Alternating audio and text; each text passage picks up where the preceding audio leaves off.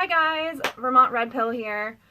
Okay, I've been thinking about doing this for a little while and I'm just gonna finally do it. I'm afraid, you know, the fellow Trump supporters are gonna be mad at me, but I got criticisms for Donald Trump, for our our ex-president. I could go in order, or I could go in how big a mistake he made. How big was that mistake? Let's go with that. Okay. You have the power to pardon anyone. Anyone. And you did not pardon Assange. Donald Trump did not pardon Assange. He did not pardon Snowden.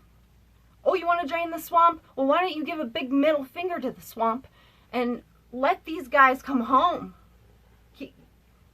Let's celebrate them for who they are. They're whistleblowers and journalists and people that worked for the government who weren't afraid to finally say, that's enough.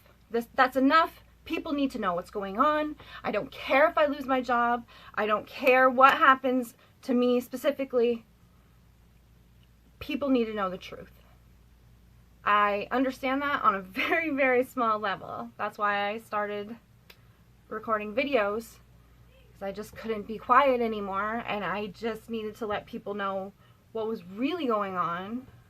What was really going on is devastating. It's hard to tell people that shake their reality because they hate it, and they will believe the craziest things so that they don't have to see the actual reality and have the curtain lifted. It's like the allegory of the cave, you know, you're all set in your cave. It's dark and that's just what you know. And then all of a sudden somebody leaves, comes back and tells you that there's something there. And you can decide to stay with what's comfortable that you know, or you can listen to that person and you can follow them. Follow them. Take the red pill. Go that path. See how far into the rabbit hole you can go before you're like, okay, that's enough right now. Because I know I get to that point. I start reading, and then more and more conspiracy type things pop up. And you're like, ooh, well that could be true. And then you're like, no way is that true. And at the same time, you're thinking, well, it's possible that could be true because I've seen some crazy stuff before. But you could get lost in that rabbit hole. So sometimes I'm just like, okay, no, I'm going to focus on this subject and that is all I'm going to do. Otherwise, I will never get another video out. So here, my criticism for Donald Trump. You could have pardoned Assange. You could have pardoned Snowden. You could have shown how important it is to be the type of person who speaks up when wrong things are happening. The type of person that I would qualify as a hero. Snowden is my hero. Assange is my hero. When I was younger, I wanted to be a journalist. Donald Trump didn't pardon them. And we'll start at the beginning. There's a couple other videos that I made, and one of them is this even recording? Okay. And one of them is why I voted for Trump in 2016, and besides the fact that I was really concerned with our Supreme Court justices, the other reason was because he's good at firing people, right? I watched The Apprentice. That's really how I was familiar with Donald Trump. I watched The Apprentice, but then I realized that in the TV show, you have Ivanka helping him, you have Don Jr. helping him, sometimes Eric helping, basically family. You have family helping him, and this one dude, George, and they were his eyes and ears. They were the ones that were telling him who to fire, who to keep, and why.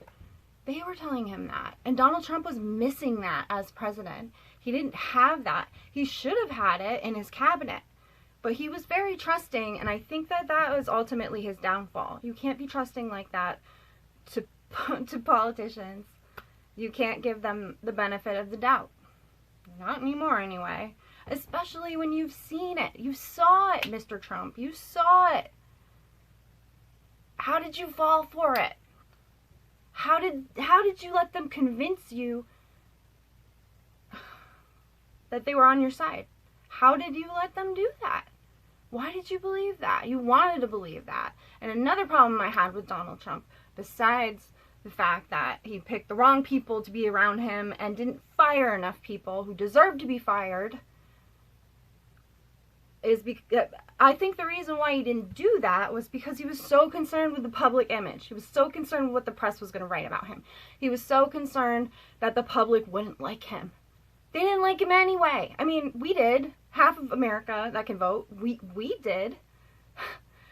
But tons of people didn't like him. And they will never like him because they'll just believe what the media says. And no matter what Donald Trump did, the media hated him. The media would cover him in a negative light, more so than any other president. It's not even close. It's not even close. The hatred that I saw during this presidency, during Donald Trump's presidency, was crazy. It was like a dystopian nightmare. You know, one of those novels that you read about before the city goes to hell and everything blows up or the nukes go off or World War III happens or whatever. This is where we are in the novel. We're in the beginning of this, the beginning of the conflict. Propaganda was all I saw for 4 years on mainstream media. All I saw. Maybe even before 4 years, because they were starting this before Trump even got the nomination. They were already starting to rip him. Huffington Post, once they realized that he was serious, they were like, we're not going to cover him anymore as a serious candidate. But they covered him before that. So that to me was kind of weird. I was like, huh.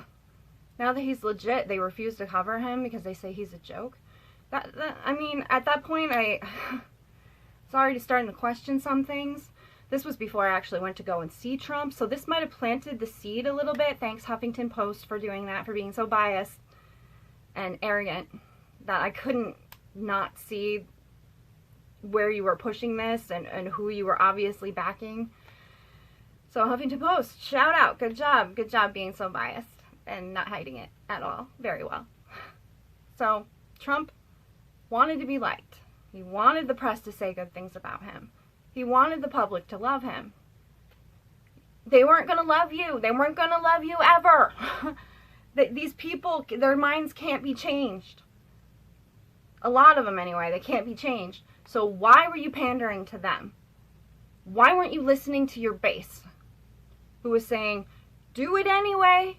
They're going to call you a dictator. They're going to call you a fascist. They're going to say you're racist. They're going to say all of these things. Donald Trump fired Flynn. Why? Because the pressure was on him to do it. Even though the press they would never be on his side. If he fired Flynn, they'd probably be like, why did he fire Flynn? When he fired Cuomo, he should have fired Cuomo. But when he fired Cuomo, he was torn apart by the media saying, oh my God, this is the first reason to impeach him. And maybe it was. I believe that some people tried to put that through in the House, but it didn't make it through. So wasn't good enough. We had to wait for that Ukrainian phone call. Okay. So another problem I had was that he cared what the press thought. He wanted people to like him. It was a futile attempt, and kind of sad sometimes. It was like, no, you're popular, yes, but you're also very much hated. And the people that hate you are going to continue to hate you. So why don't you do what the people who love you have asked you to do? And in some ways he did do that. You know, he did, he filled the courts full of conservative judges. He did a good job with that. But I think that he listened to too many people that were around him about who to put in and who not to put in. And Donald Trump just needed better advisors. I don't know who his advisors were. I'll have to look into that, because I think they did a crappy job. A crappy job. Things that he did right, he had a great sense of humor. He never lost that. And oh my God, do I ever miss it. Because Joe Biden's humor, crazy old man babble, anger coming out of nowhere, dementia, Joe. That's not funny. It's kind of embarrassing depending on where it happens and who's watching, which is like the whole world. The whole world is watching. And they wonder, why did America nominate a guy who's clearly mentally unable to handle a job as monumental as being the president of the United States, leader of the free world, or at least was a free world. And we have somebody that can't even like follow his own paragraph. He has to have flashcards. Even then he has trouble. Keeps saying like, oh, well, I gotta check with my handlers about this, or my cabinet. And oh, you gotta ask permission, Joe? Do you need to do that? You're the president. Or you can ask Kamala for permission first. It's sad. The G7 summit was so embarrassing. Macron was scolding Joe Biden. Macron. Putin just tore him apart. Putin made America a laughingstock. Thanks Joe Biden, for making America look so strong. Thank you for all the Biden voters who voted in such a fabulous president. I'm so proud of America right now. We are so strong, and China, watch out, right? Yeah, that's... Boy, do I ever wish that was true. Okay, well, this was going to be mostly about the things that Trump did wrong, that upset me. But sometimes we branch off into other categories. So, if I could think of anything else that Donald Trump did that upset me. Oh, the shooting off the missiles in Syria. Why? Why did you do that? Thankfully, later on, he wasn't about war, and even, like, tore the lid off of war, saying that, oh, well, we got to keep our soldiers there to guard the oil fields. It's like, oh, that's true. You do. Thank you for telling me that. I wish we didn't have to do that. So that was another thing. He shot off missiles in Syria, but I kind of forgive him for that because of all the good things that he's done. He's done enough good things, I'd say, to balance out the fact that he bombed Syria. I don't know. There really is no good excuse for that. I wish that wasn't part of foreign policy, or, you know, I just wish that it wasn't part of our political system, is dropping bombs on people. But, you know, Hillary Clinton would tell you, yes, it is. Yes, it's very much a part of politics, is dropping bombs on people. So, I also, the biggest thing that I was so disappointed about with Donald Trump was this election. He knew they were going to cheat. He knew it. I feel like every sign was in his face. He could not miss it. Why? Why didn't we look at certain places and make sure there was extra people to watch? Very close auditing. We had people that were told to leave. They left. And then votes just kept being counted for some reason, and we're just accepting it. We're accepting it. Joe Biden is our president. Donald Trump, you let us down. When they purged you from social media, when they got rid of your Twitter and your Instagram and your Twitch, all of your accounts, all of the alphabet accounts, when they got rid of that, why didn't you join Gab? Why didn't you join Parler? Not that it would have mattered, since the Amazon Web Services took Parler offline. Took them offline. That's crazy. Took them offline so that the app itself would not work. The site itself was gone. Trump could have joined Gab. He still can. Instead, he made a silly website with like a blog in it, which he doesn't even use anymore because it's not relevant. It's not pop culture. It's not interesting to have a website with a blog. What's interesting is to have your own social media site. Like Locals. They have a pretty interesting way of looking at social media. Yes, some people have to subscribe in order to get certain content, but I do believe that you can follow people for free. And it's interesting. It's more like open source Twitter. Trump didn't join Gab. There's another reason. So I got quite a few reasons. Trump allowed all these social media sites to